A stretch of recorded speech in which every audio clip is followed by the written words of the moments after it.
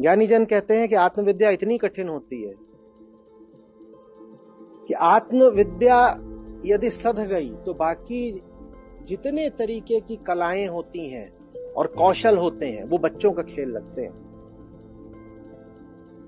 क्यों? क्योंकि आत्मविद्या माने खुद को साधना। जिसने खुद को साध लिया वो पूरे जगत को ऐसे साध लेता है।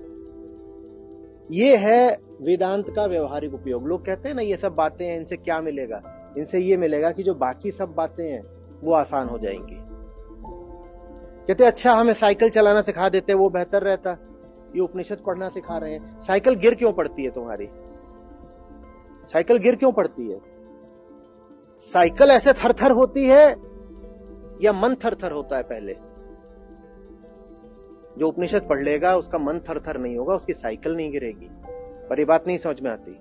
हमें लगता है कोई हमें साइकिल चलाना सिखा दे वो बड़ी बात है। किसी ने उपनिषद समझा दिए वो तो ऐसे ही है, कुछ बस किताबी कुछ बोल दिया। किताबी नहीं बोल दिया। बाकी सब कलाएं, कौशल और चीजें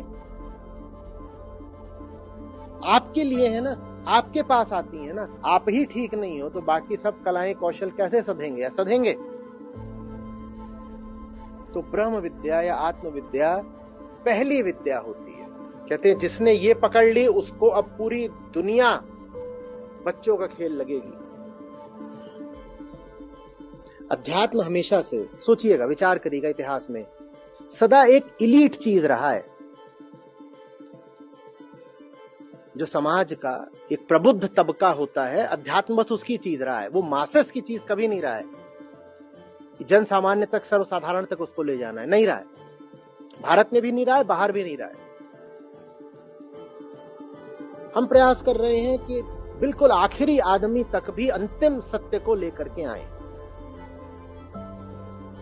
आखिरी आदमी तक भी आखिरी बात पहुंचनी चाहिए। कि सब तक लेकर के जाना है। हमारे पास डिजिटल रीच है, वहां तक ये बात जो कभी भी मुट्ठी भर लोगों से आगे बढ़ी ही नहीं, मैं उस बात को करोड़ों लोगों तक पहुंचाऊंगा।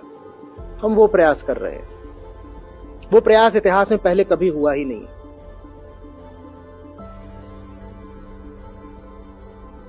अच्छा प्रयास करने लायक है ना? करते हैं। आने दे, जो होगा देखा जाएगा।